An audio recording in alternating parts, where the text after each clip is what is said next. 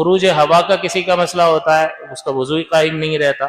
کسی کو بعض اوقات ایسی بیماری ہو جاتی ہے کہ مسلسل دست جاری ہو جاتے ہیں، چند 8-10 دن تک وہ اس طرح بیمار رہتا ہے، رکتے ہی نہیں ہیں، اس کا مطلب اب یہ نماز پڑھے گا یا نہیں پڑھے گا؟ اس کا تو وضو قائم ہی نہیں رہ رہا،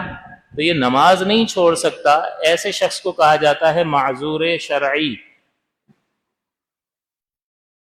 معذور شرعی، یہ معذور اس وقت بنے گا کہ اس کو سب سے پہلے اپنا امتحان کرنا پڑے گا۔ امتحان اس طرح ہوگا کہ ایک شخص جو ہے اس کو پیشاب کا قطرہ آنا شروع ہو گیا، اب اس نے وضو کیا اور نماز شروع کی اور قطرہ آ گیا، وضو ٹوٹ گیا، اس کو چاہیے تھوڑی دیر ٹھہر جائے، پھر وہ وضو کرے، پھر نماز پڑھے، پھر قطرہ آ گیا۔ اس طرح نماز کے آخر تک یہ کرتا رہے حتیٰ کہ اب نماز میں تھوڑا سا وقت رہ جائے کہ اب یہ وضو کرے اور نماز پڑھے، اتنا ٹائم رہ گیا ہے، تو جب آخری وقت آئے گا تو یہ وضو کر کے نماز پڑھ لے، اب اگر سے قطرہ آتا رہے اس کی نماز ہو گئی۔ اب آپ سوچ رہے ہوں گے کہ ہر نماز میں اس طرح کرے گا تو یہ تو پاگل ہو جائے گا، یہ کیسے کرے گا؟ ہر نماز کا نہیں ہے یہ، ایک بار آپ نے امتحان کر لیا اور آپ نے دیکھا کہ اس شخص کو کسی بھی طریقے سے یہ اپنے عذر کو روک نہیں سکا اور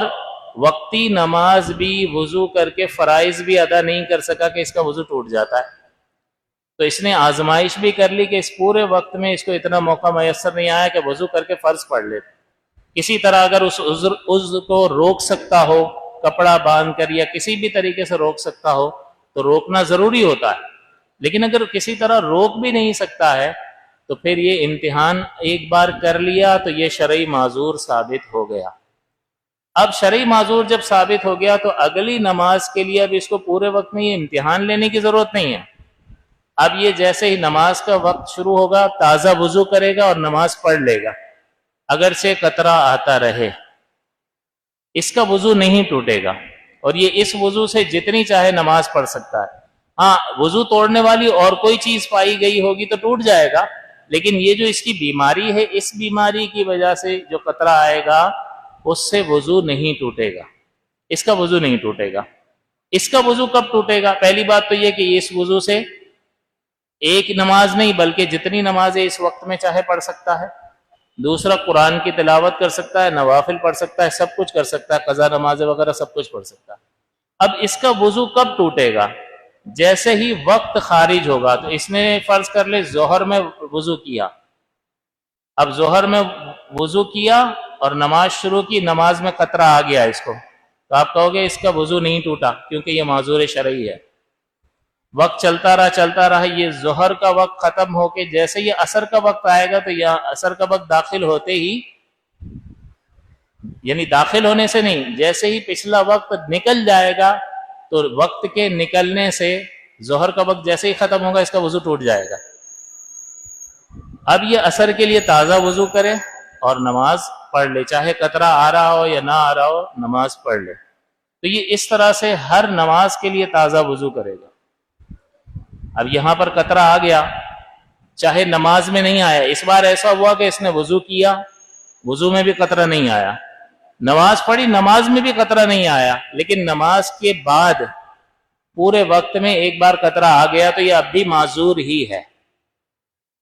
اور اگلے وقت میں یہ تازہ وضو کرے گا کیونکہ قطرہ آ چکا ہے، تازہ وضو کرے گا اور مغرب کی نماز پڑھے گا۔ تو یہ ہر نماز کے لیے تازہ وضو کرے گا، یعنی پچھلا جو وقت تھا جیسے ہی وہ وقت ختم ہوگا تو اس کا وضو ٹوٹ جائے گا۔ اس سے یہ بھی مسئلہ معلوم ہو گیا کہ اگر فجر میں اس نے وضو کیا تھا اور فجر کا وقت جیسے ہی ختم ہوگا تو اب یہ اس کا وضو ٹوٹ گیا، یہ اس سے اشراق اور چاشت نہیں پڑھ سکتا، اس کے لیے تازہ وضو کرے گا اور اشراق و چاشت کی نماز ادا کرے گا۔ ہاں پھر یہ وضو اس کا اور کوئی وضو توڑنے والی چیز نہیں پائی گئی بلکہ یہ قطرے والی بیماری پائی گئی اور ظہر کا وقت آ گیا، اس وقت تک یہ جاگتا رہا اور کوئی چیز وضو توڑنے والی نہیں پائی گئی، صرف یہ عذر پایا گیا قطرہ آنے کا،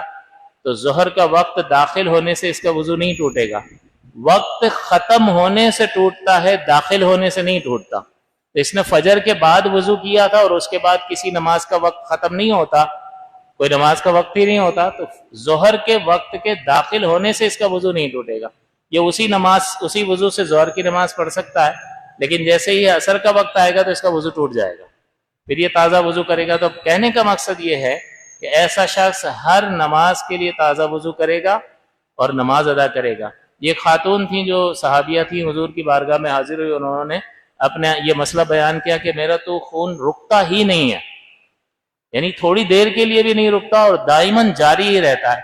تو پھر حضور نے انہیں تعلیم فرمایا کہ تم اسی طرح وضو کرو اور نماز پڑھو اگرچہ تمہاری چٹائی خون سے بھر جائے۔ یہ شریعت مطہرہ نے اجازت دی ہے۔ اس کا مطلب یہ کہ اس سے نماز کی اہمیت بھی سمجھنی چاہیے کہ نماز کے لیے طہارت شرط ہے، لیکن بعض اوقات کسی عذر کی وجہ سے اگر طہارت نہیں پائی جا رہی تب بھی شریعت یہ نہیں کہہ رہی کوئی بات نہیں تم نماز نہ پڑھو، نہیں، اس کو کہا تمہیں نماز تو پڑھنی ہی ہے، کیونکہ یہ بندے اور رب کا تعلق ہے اور یہ دن میں 5 مرتبہ یہ ضرور قائم ہونا چاہیے، اس میں غفلت نہیں کرنی چاہیے۔ بہرحال تو یہ معذور کے احکام ہیں، اس میں تھوڑا سا توجہ ہمیں کرنی چاہیے۔ بعض